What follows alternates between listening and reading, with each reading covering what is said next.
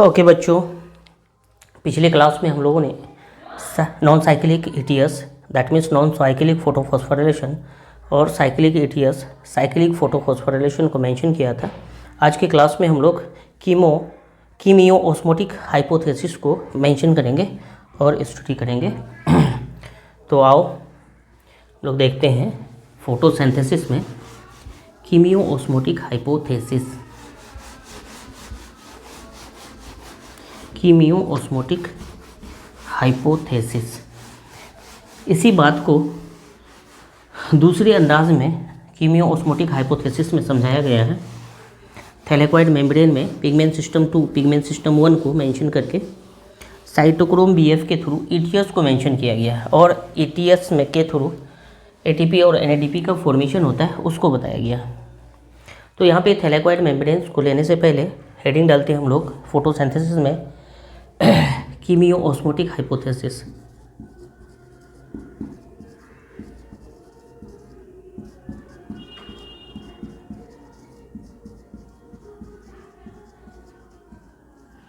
कीमियो osmotic hypothesis, chemiosmotic hypothesis किसके through दिया गया? माइकल के थ्रू, है ना। किसके थ्रू ये प्रपोज हुआ, किया गया? माइकल, MITCHEL, मैचेल जो भी बोल दो, है ना। यहाँ पे इलेक्ट्रॉन ट्रांसपोर्ट होती है। क्या होती है?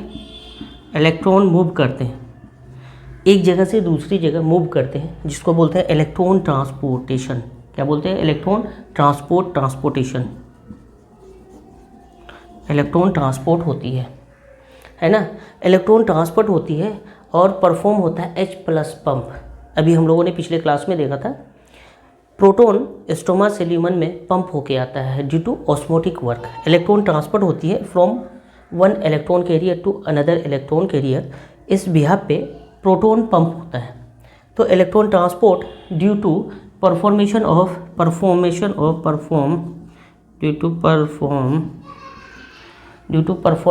या फिर परफॉर्म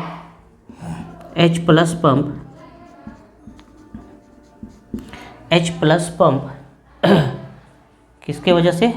प्रोटॉन का पंप होता है ये बाहर से अंदर की तरफ, है ना। इलेक्ट्रॉन जब इधर मूव करता है मेम्ब्रेन के थ्रू, अलग अलग कैरियर चैनल के थ्रू कैरियर में, तो इलेक्ट्रॉन जब मूव करता है तो यहाँ पे प्रोटॉन की एंट्री होती है, परफॉर्म H+ पंप। इस तरह से H+ का पंप होता है अंदर की तरफ। और ये परफॉर्मेशन H+ पंप का क्यों होता है? Due to osmotic work. किस वजह से होती है? ड्यू टू ऑस्मोटिक वर्क के वजह से यहाँ पे परफॉर्मेशन क्या होती है? H+ आयन का पंपिंग होता है। कहाँ से कहाँ? ये स्टोमा टू ल्यूमेन, ये क्या है? Thylakoid membrane. इस तरह से क्या होती है? प्रोटॉन पंप होके अंदर ल्यूमेन में आता है। ये चीज़ होती है इलेक्ट्रॉन ट्रांसपोर्ट के बिहाफ पे। क्या फंक्शन होता है? ऑस्मोटिक वर्क होता है। क्या होता है? Osmotic work. और ऑस्मोटिक वर्क होती है pumping of proton from stroma to lumen होता है। इस वजह से क्या होती है? Pumping of proton from stoma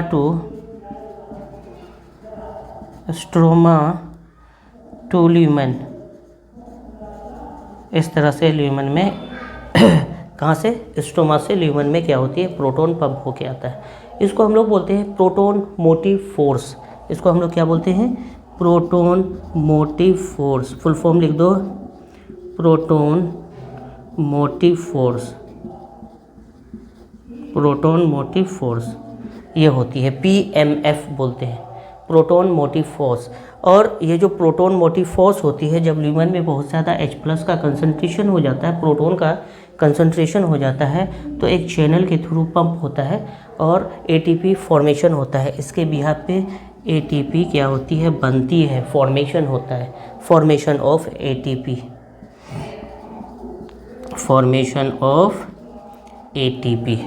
इस तरह से कीमो ऑस्मोटिक हाइपोथेसिस होती है। हम लोग अब थैलेकॉइड ल्यूमेन में इस एक्टिविटी को हम लोग मेंशन करते हैं। तो इस तरह से मैंने दिखाया। इसी चीज़ को यहाँ पे हम थोड़ा सा बड़े लेवल पे दिखाते हैं, बड़े डायग्राम पर। ये थैलेकॉइड मेम्ब्रेन को मैं दिखा रहा हूँ। ये थैलेकॉइड मेम्ब्रेन होती है, डबल मेम्ब्रेन होता है। यहाँ पे पिगमेंट सिस्टम होती है। पिगमेंट सिस्टम 2 होता है, PS2 और PS1 दो पिगमेंट सिस्टम होती है ना। तो ये PS2 है और इधर क्या है PS1। इस तरह से पिगमेंट सिस्टम 2 और पिगमेंट सिस्टम 1 सिंपल इस तरह से लिखते हैं, PS2 और इसमें लिखते हैं PS1, ओनली 1 को मेंशन करते हैं इस तरह से, है ना। यहाँ पे अभी हम लोगों ने देखा OEC कंपाउंड था, OEC ऑक्सीजन इवॉल्विंग कम्प्लेक्स। ये oxygen evolving complex water molecules को 2 वाटर मॉलिक्यूल्स को तोड़ता था, 4 प्रोटॉन 4 इलेक्ट्रॉन और 1 मॉलिक्यूल्स ऑक्सीजन रिलीज़ करता था इस तरह से OEC में। और बीच में चैनल था साइटोक्रोम BF इस तरह से, है ना। और इसके थ्रू इलेक्ट्रॉन क्या हो रहा था, PS2 टू PS1 मूव कर रहा था। बीच में कैरियर कौन था, साइटोक्रोम BF। बीच में प्रोटॉन इलेक्ट्रॉन को कैरी करने वाला कौन था, इस तरह से साइटोक्रोम BF। लास्ट में जाके यहाँ पे NADP प्लस इसमें कन्वर्ट होता था, NADP प्लस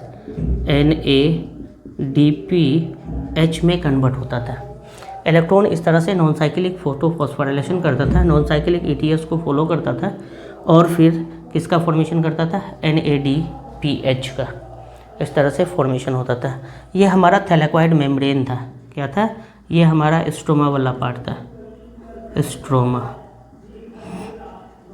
जिसको मैट्रिक्स बोलते हैं। और ये वाला पार्ट क्या था, ल्यूमेन वाला पार्ट था। ये ल्यूमेन वाला पार्ट था। इस तरह से इलेक्ट्रॉन यहाँ से रिलीज़ होती थी पिगमेंट सिस्टम 2 से पिगमेंट सिस्टम फर्स्ट में, या फिर फोटो सिस्टम 2 से फोटो सिस्टम 1 में। और इस तरह से प्रोटॉन को पंप करता था बाहर से अंदर की तरफ। इस तरह से प्रोटॉन मूव किया जाता था, पंप होती थी। H+ आयन कहाँ से कहाँ आता था, स्ट्रोमा से ल्यूमेन में इस तरह से आता था।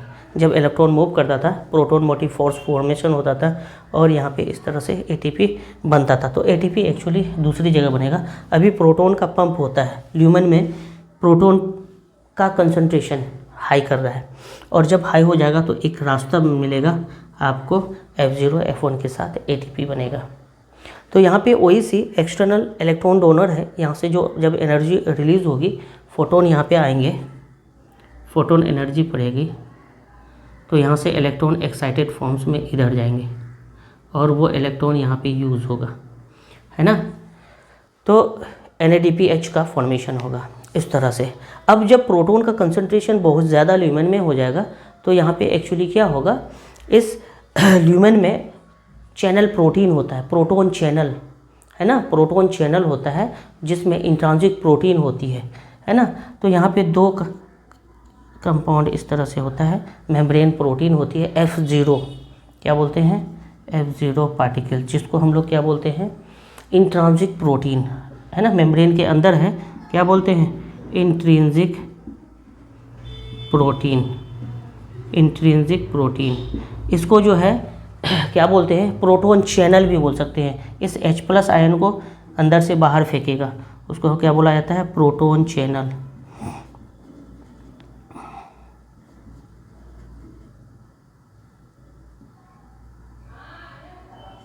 प्रोटॉन चैनल का काम करेगा, क्या करेगा, प्रोटॉन चैनल का। और ये जो पार्टिकल्स दिख रहा है, ये तो ये वाला पार्टिकल्स हो गया, और ये जो पार्टिकल्स हो गया F1 पार्टिकल्स, जो एक्सट्रिंसिक प्रोटीन होती है। क्या होती है, पेरिफेरल प्रोटीन होती है, एक्सट्रिंसिक प्रोटीन होती है। इसको पेरिफेरल प्रोटीन भी बोलते हैं।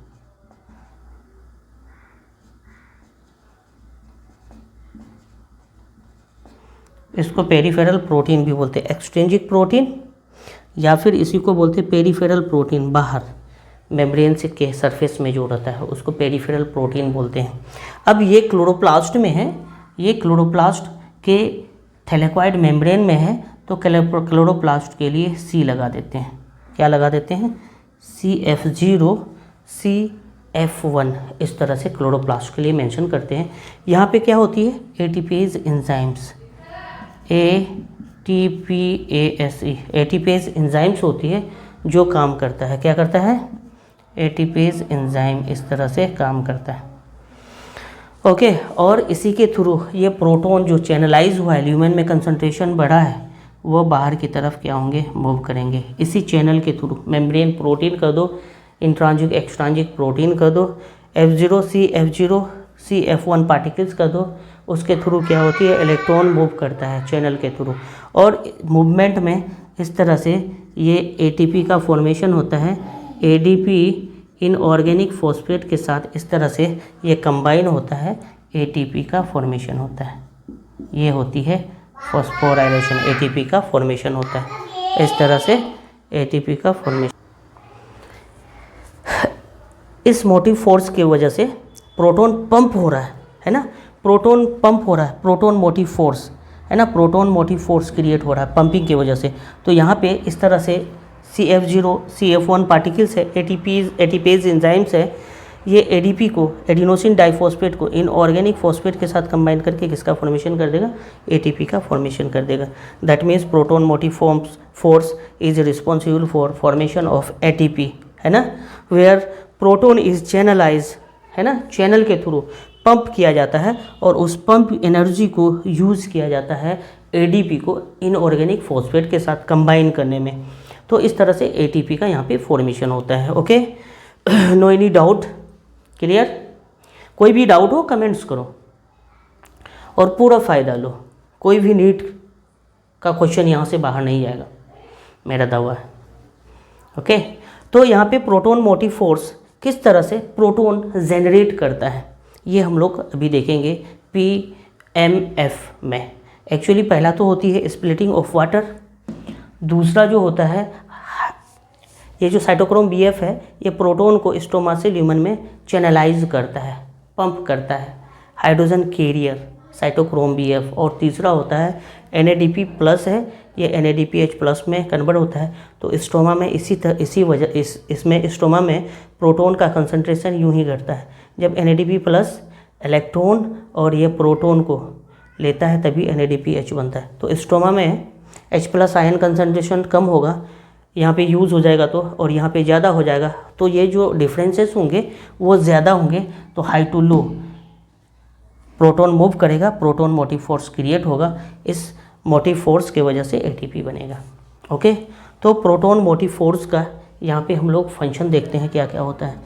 PMF प्रोटॉन मोटिव फोर्स, 3 जगह इसका रिस्पॉन्सिबिलिटी होती है ना। प्रोटॉन का कंसंट्रेशन हाई और low, that means gradient, proton concentration gradient किस किस के वजह से होता है? प्रोटॉन मोटिव फोर्स क्रिएट होता है। ये होता है स्प्लिटिंग ऑफ वाटर के वजह से, स्प्लिटिंग ऑफ वाटर के वजह से, और दूसरा जो होती है स्प्लिटिंग ऑफ वाटर, और दूसरा होता है हाइड्रोजन कैरियर की वजह से, हाइड्रोजन कैरियर की वजह से H कैरियर, हाइड्रोजन कैरियर की वजह से, प्रोटॉन कैरियर की वजह से क्या होती है? पंप होता है किसका? H प्लस आयन का, पंप H प्लस आयन।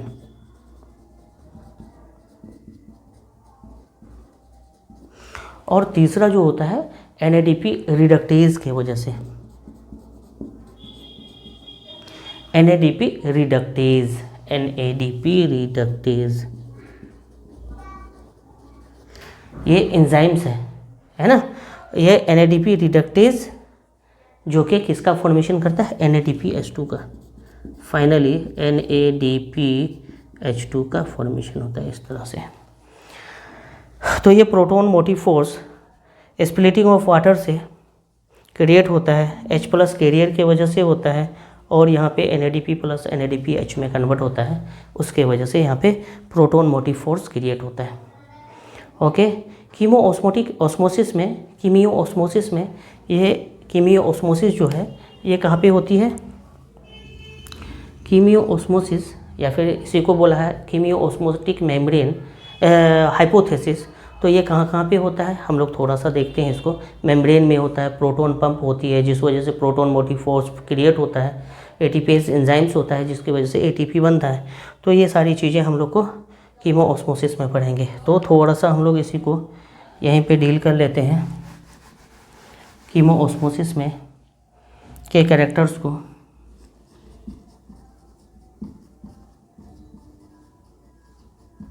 कीमियो-ऑस्मोसिस, ये कीमियो-ऑस्मोसिस कहाँ पे होता है? देखो थैलेकॉइड मेम्ब्रेन में, थैलेकॉइड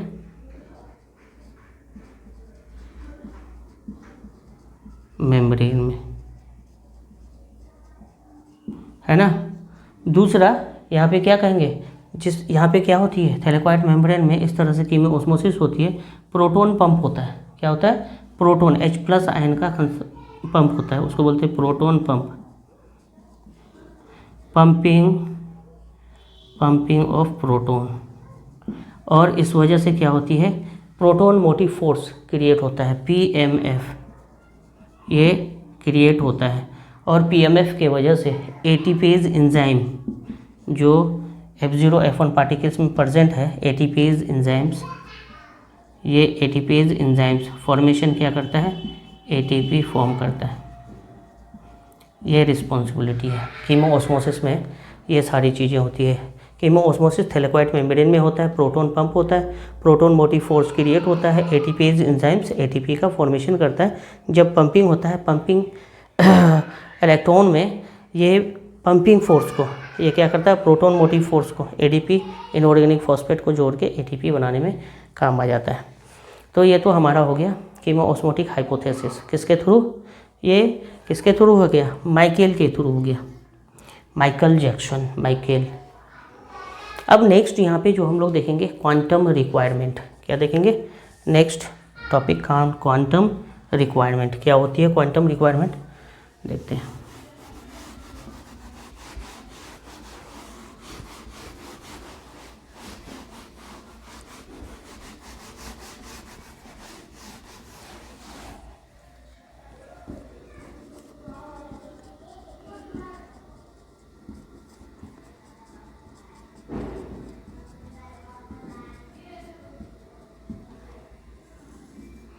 क्वांटम रिक्वायरमेंट होती क्या है?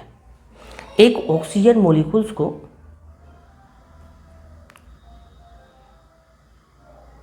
जब एक्साइटेड फॉर्म में रहते हैं, एक ऑक्सीजन मॉलिक्यूल्स प्रोड्यूस करने के लिए कितने लाइट क्वांटा की रिक्वायरमेंट होती है? वैसे हम लोगों ने देखा, फोटो सिस्टम देखा, वहाँ पे जब फोटोन एनर्जी पड़ती है तो क्या होती है, ऑक्सीजन रिलीज होती है। एक्चुअली फोटोलाइसिस होता है, तो इस तरह से होता है। तो लाइट क्वांटा की कितनी रिक्वायरमेंट होगी एक मॉलिक्यूल ऑक्सीजन को निकालने के लिए, उसको हम लोग बोलेंगे क्वांटम रिक्वायरमेंट, है ना। Light quanta required for evolution of one oxygen molecules. Light quanta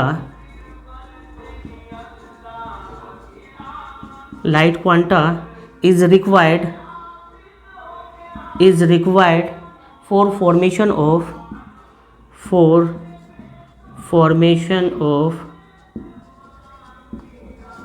one oxygen molecules. One light quanta is required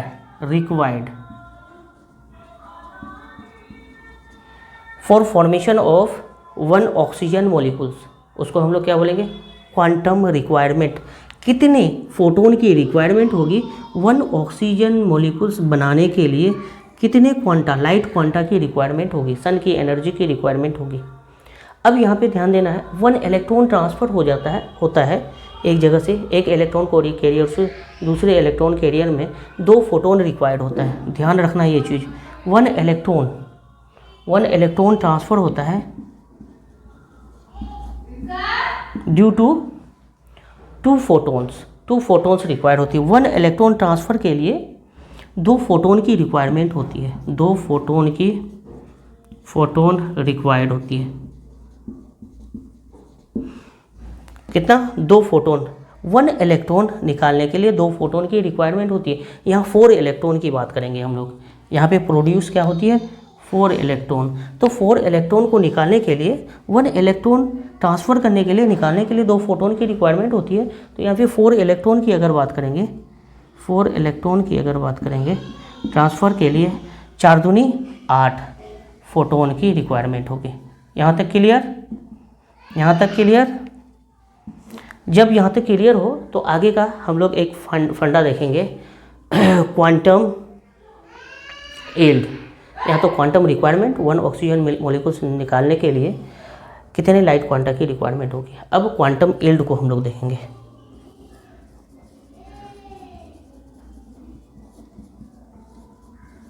quantum yield क्या होती है? यील्ड पैदावार को बोलते हैं ना, कितना पैदावार है ना। तो अमाउंट ऑफ ऑक्सीजन रिलीज होती है पर क्वांटा ऑफ लाइट एब्जॉर्ब जब होता है। तो एक लाइट क्वांटा जब एब्जॉर्ब होती है तो कितने मॉलिक्यूल्स ऑक्सीजन रिलीज होता है, उसको क्वांटम यील्ड बोलते हैं। क्वांटम रिक्वायरमेंट दैट मीन्स कितना लाइट फोटोन की रिक्वायरमेंट होती है एक ऑक्सीजन मॉलिक्यूल्स निकालने के लिए। अब यहाँ पे एक फोटोन 8 फोटोन 4 इलेक्ट्रॉन को निकालता था। अब यहाँ पे जस्ट थोड़ा सा कूल माइंड से सोचना, कितना फोटोन देंगे कि 1 molecules amount of 1 molecules oxygen release होगा। एक क्वांटा एनर्जी देंगे तो कितना ऑक्सीजन रिलीज होगा। ओके तो है ना interesting. Quantum requirement quantum yield में क्या बोलेंगे, amount of oxygen release,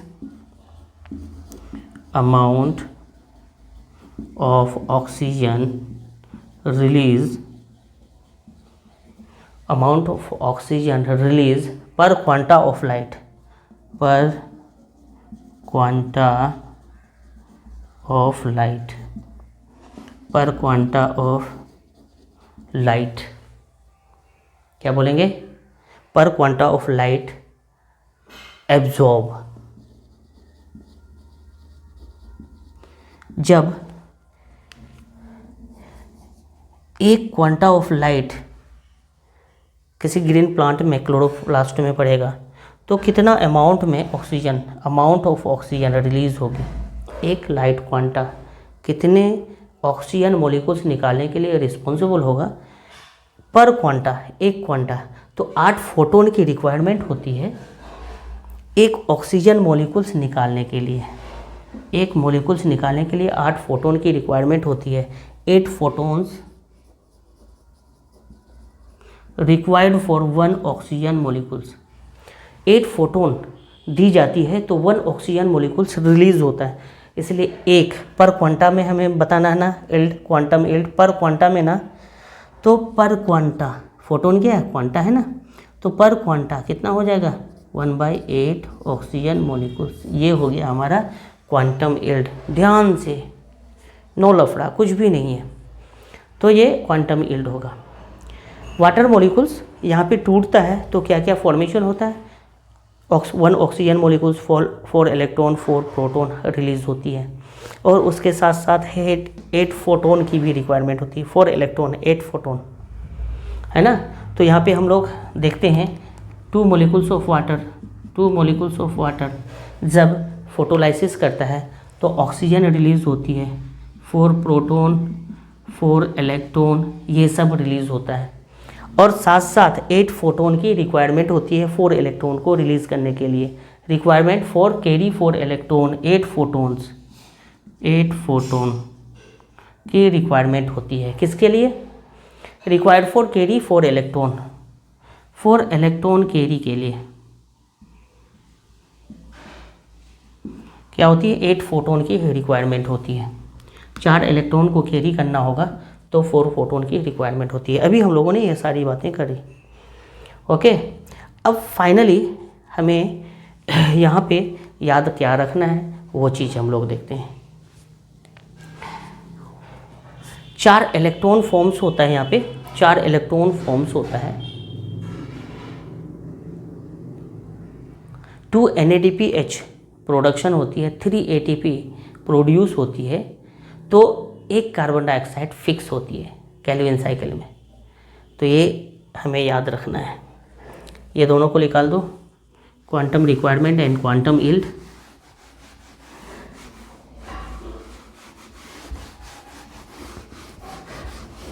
quantum requirement and quantum yield को यहाँ पे देखते हैं। अब हमें याद क्या रखना है इसके अलावा, 2 NADPH, 2 NADPH और 3 ATP इस तरह से रिक्वायर्ड होती है। यहाँ पे कहेंगे 2 NADPH 4 इलेक्ट्रॉन फॉर्म करता है। 4 इलेक्ट्रॉन फॉर्म करता है 2 NADPH, है ना, और 3 ATP यहाँ पे प्रोड्यूस होती है, 4H प्लस फॉर्म करता है। ये 3 ATP प्रोडक्शन किसके थ्रू होती है, जब 12H प्लस आयंस पंप होता है यहाँ से, है ना। इधर से 8 मॉलिक्यूल्स होता है और इधर से 4 प्रोटॉन, 8 4 12 प्रोटॉन क्या करता है, रिलीज करता है, 3 ATP मॉलिक्यूल्स को प्रोड्यूस करता है, 3 ATP मॉलिक्यूल्स को प्रोड्यूस करता है। और ये फाइनली याद रखना है 2 NADPH and 3 ATP responsible for fixation of 1 carbon molecules. 1 carbon molecules को फिक्स करने के लिए क्या होती है, 2 NADPH और 3 ATP रिक्वायर्ड होती है ना, ये फॉर्म होता है। Okay, simple. अब ये याद भी रखना है। और ये जो 1 कार्बन डाइऑक्साइड फिक्स होती है थ्रू केल्विन साइकिल, थ्रू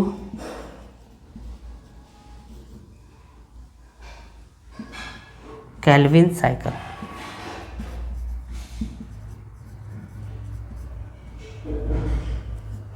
इस तरह से केल्विन साइकिल के थ्रू ये काम होता है।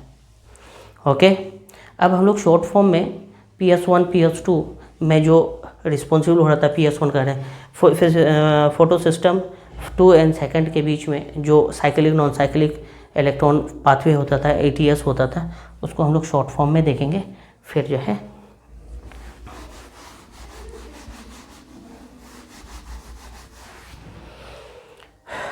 जेड स्कीम या फिर हिल स्कीम की बात किया, नॉन साइक्लिक फोटोफॉस्फोराइलेशन की बात किया, तो शॉर्ट फॉर्म में हम लोग सिंक्रोनाइज करते हैं। पिगमेंट सिस्टम 2 से स्टार्ट होता था, P680 क्या बोलते हैं, 680 से इलेक्ट्रॉन एक्साइटेड फॉर्म्स में आता था प्राइमरी इलेक्ट्रॉन एक्सेप्टर को, पिया, जिसको फियोफाइटिन बोलते थे, है ना। अब यहाँ पे सन की एनर्जी भी तो आएगी इस तरह से, ठीक है। दूसरा क्या है, पिगमेंट सिस्टम 1 700 नैनोमीटर लाइट को एब्जॉर्ब करता है, तो इस तरह से इसका इलेक्ट्रॉन एक्सेप्टर होगा, ये इसका भी क्या होगा, पिया होगा, पिया बालम प्राइमरी इलेक्ट्रॉन एक्सेप्टर है और कुछ भी नहीं है। तो ये PS2 और ये PS1, इस तरह से यहाँ से इलेक्ट्रॉन क्या होती है, एक्साइटेड फॉर्म्स में जाता है। जब फोटोन एनर्जी इनको मिलती है, सफिशिएंट मिलती है, तो ये इलेक्ट्रॉन एक्साइटेड फॉर्म में जाता है, प्राइमरी इलेक्ट्रॉन एक्सेप्टर को पहुँचता है, और उसके बाद रास्ते में इस तरह से ETS होती है, ATS या फिर इसको बोलते हैं ETC, और ये इलेक्ट्रॉन को क्या करता है, इधर कैरी कर देता है ना। तो ETC ये कैसा है, ETC cyclic non cyclic ETC। तो ये जो है फोटोन इनको भी जाएगा, यहाँ से भी इलेक्ट्रॉन एक्साइटेड फॉर्म्स में जाएंगे और यहाँ पिया के पास जाएंगे। पिया के पास जाके इस तरह से NADP plus convert into NADPH इस तरह से कन्वर्ट होंगे, है ना। तो यहाँ पे जो इलेक्ट्रॉन कैरियर है, इलेक्ट्रॉन ट्रांसपोर्ट चेन होती है, ये इसको क्या करता है, ADP प्लस इनऑर्गेनिक फॉस्फेट को ATP में कन्वर्ट करता है। इस तरह से ATP फॉर्म्स होता है। ये जो है जेड स्कीम या फिर कह सकते हैं नॉन साइक्लिक फोटोफॉस्फोराइलेशन। ये क्या है, जेड स्कीम या फिर इसको क्या बोलते हैं, non cyclic photophosphorylation. Non cyclic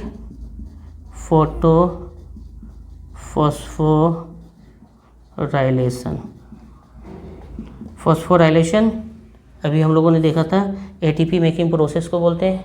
light के प्रेजेंस में और ये साइक्लिक नहीं, नॉन साइक्लिक है, नॉन साइक्लिक फोटोफॉस्फोराइलेशन, उसी को क्या बोला जाता है, जेड स्कीम या फिर हिल स्कीम है ना। तो ये तो हमारा नॉन साइक्लिक हो गया। साइक्लिक पे थोड़ा सा मेंशन करेंगे। नॉन साइक्लिक में ध्यान देंगे PS2 PS1 दोनों इन्वॉल्व होता है, PS2 और PS1 दोनों की इन्वॉल्वमेंट होती है। इलेक्ट्रॉन कैरी होता है, साइटोक्रोम BF यहाँ पे क्या करता है, ADP को इनऑर्गेनिक फॉस्फेट के साथ कंबाइन करके ATP का फॉर्मेशन करवाता है।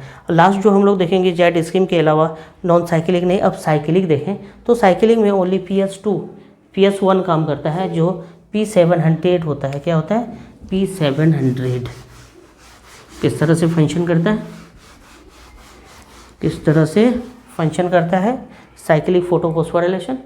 साइक्लिक फोटोफॉस्फोराइलेशन में PS1 होता है जो P700 नैनोमीटर लाइट को एब्जॉर्ब करता है, P700 नैनोमीटर लाइट को एब्जॉर्ब करता है। ये PS2 होता है, PS1 होता है। यहाँ से इलेक्ट्रॉन एक्साइटेड फॉर्म्स में आती है, इसमें भी सन की एनर्जी आएगी, है ना, इस तरह से सन की एनर्जी आएगी, फोटोन एनर्जी जिसको बोलते हैं। इलेक्ट्रॉन को एनर्जी मिलेगा, एक्साइटेड फॉर्म्स में जाएंगे। ये किसके पास जाएंगे, Pr के पास, प्राइमरी इलेक्ट्रॉन एक्सेप्टर। कौन है, प्राइमरी इलेक्ट्रॉन एक्सेप्टर।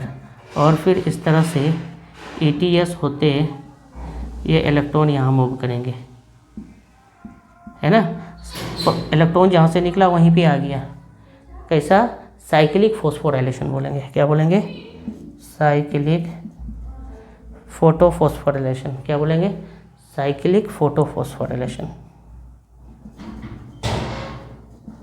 फॉस्फोराइलेशन, इस तरह से होगी साइक्लिक फोटोफॉस्फोराइलेशन, है ना। तो साइक्लिक में इलेक्ट्रॉन जहाँ से निकला वहीं पे आ गया, नॉन साइक्लिक में इलेक्ट्रॉन निकला फिर वहाँ पे नहीं आया। ये प्रोसेस हमारा cyclic photophosphorylation and non cyclic photophosphorylation. Cyclic photophosphorylation, photophosphorylation, phosphorylation that means ATP making process, photon light के परजेंस में होता है, तो ये cyclic non cyclic photophosphorylation. Okay, हमारा जो है यहाँ पे लाइट का सारा काम कंप्लीट हुआ। नेक्स्ट क्लास में हम लोग देखेंगे डार्क रिएक्शन या फिर डार्क फेजेस, जिसको हम लोग बायो सिंथेटिक फेज बोलते हैं। डार्क फेजेस हम लोग देखेंगे नेक्स्ट डार्क रिएक्शन, इसको डार्क फेजेस भी बोलते हैं। Okay, thank you.